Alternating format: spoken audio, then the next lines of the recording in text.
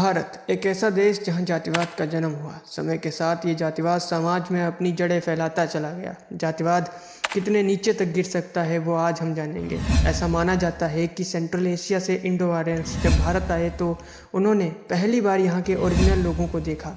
यहाँ के original Indians से उनकी कई लड़ाइयाँ भी हुई और धीरे धीरे कर ओरिजिनल इंडियंस इंडो आर्यंस के खिलाफ जंग हारते चले गए। जो जान बचाकर भागे और पहाड़ों व जंगलों में बस गए वो कहलाए जंगली या ट्राइबल्स, और जो जंग लड़ते रहे और हार कर कहीं नहीं भागे उन्हें बना लिया गया अनटचबल या अछूत या फिर शूद्र। ऐसा मैं नहीं, वीटी राजेस्कर जी की किताब दलित द ब्लैक अनटचबल्स ऑफ इंडिया कहती है। लेकिन क्या सच में इंडो आर्यंस आए? तो चलो जानते हैं डीएनए एविडेंस क्या कहते हैं। एक समय पर इंडो यूरोपियन लैंग्वेजेस पूरी दुनिया में फैलने लगी, लेकिन कैसे पता चला? वर्तमान समय में वाई क्रोमोसोम के हैप्लोग्रुप R1A और उसके सबक्लेड R1A M417 आज रिस्पॉन्सिबल हैं दुनिया के ज़्यादातर लीनियज के लिए, यानी ज़्यादातर लोगों में R1A M417 हैप्लोग्रुप पाया जाता है।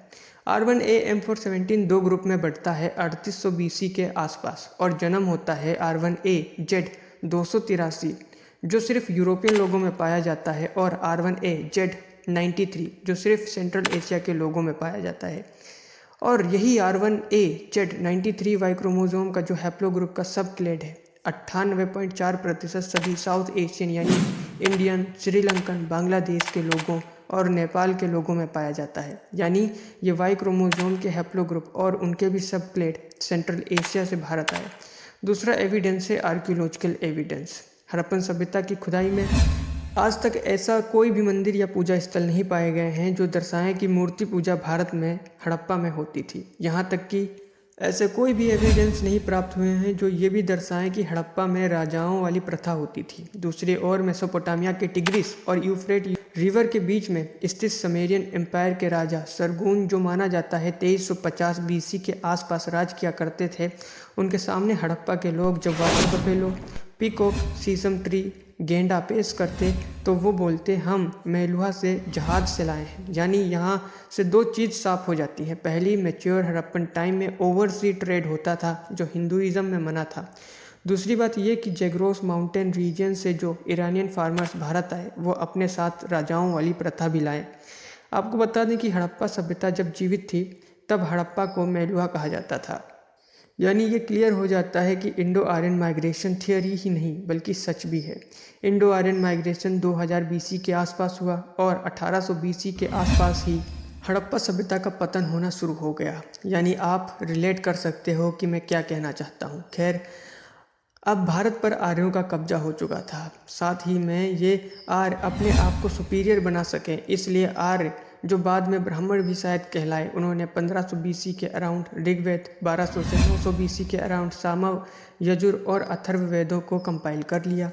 नोट करने वाली बात यह है कि 1800 BC में हड़प्पा डिक्लाइन होना स्टार्ट हुआ और 1500 के अराउंड वेदास कंपाइल होने लगे और पुराण 3rd सेंचुरी के अराउंड कंपाइल होने लगे। चलिए जानते हैं उन बातों को जो कास्ट सिस्टम को बढ़ावा देती हैं। बृहस्पति स्मृति जो एक धर्मशास्त्र है, 18 मेन स्मृतियों में से एक है। वो कहती है कि एक शूद्र धर्म की शिक्षा अगर देता है या वेदों के शब्दों को बोलता है तो ब्राह्मणों की बेइज्जती कर रहा है और इसके लिए उसकी जुबान काट लेनी चाहिए। गौतम धर्मा सूत्र, अगर कोई शूद्र वेद मंत्र सुन ले तो उसके कानों में मोल्टेन टिन भर दिया जाना चाहिए, उसकी जुबान काट लेनी चाहिए। नारद स्मृति में लिखा है कि अगर कोई शूद्र किसी भी आर्यन जाति के व्यक्ति के खिलाफ झूठा आरोप लगाए तो उसकी सजाए मौत होगी। ये जातिवाद के नाम पर निम्न जातियों पर अत्याचार आप समझ सकते होंगे कि हजारों वर्षों से होता आया है। इस जातिवाद के खिलाफ जब बुद्ध जैसे महान व्यक्ति ने आवाज़ उठाई तब ओशो यानी आचार्य रजनीश कहते हैं कि ब्राह्मणों ने बौद्धों के खिलाफ एक संघर्ष छेड़ दिया। बाद में कई सैकड़ों वर्षों के बाद जातिवाद के खिलाफ आवाज़ तो लगातार उठती रही, लेकिन सन 1891 में जन्मे डॉक्टर अंबेडकर ने वो कर दिखाया जिसे करने में बड़े बड़े लोग घुटने टेक चुके थे।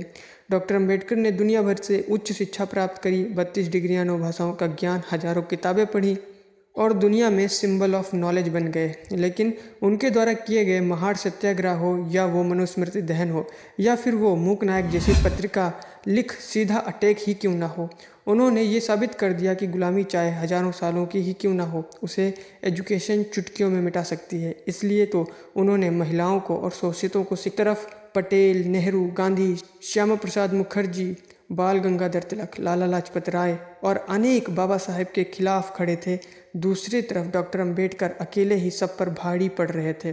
संविधान सभा में डॉक्टर अंबेडकर के प्रवेश द्वार बंद करने के लिए सभी ब्राह्मणवादियों ने पुरजोर लगाया, लेकिन अंबेडकर साहब के ज्ञान के आगे उन सबको घुटने टेकने पड़े। संविधान लिख बाबा साहेब अंबेडकर जी ने देश में जातिवादियों के मुंह पर एक करारा थप्पड़ मार दिया। 26 जनवरी 1950 को जब संविधान लागू हुआ, तब भी डॉक्टर अंबेडकर साहब की आंखों में भारत के प्रति चिंता ही थी। इसलिए हीरो वर्शिप को देश के लिए उन्होंने खतरनाक साबित किया। कहा, हीरो वर्शिप देश के पतन का कारण बन सकता है। आप सभी को 74वें गणतंत्र दिवस की हार्दिक शुभकामनाएं। Salute you doctor.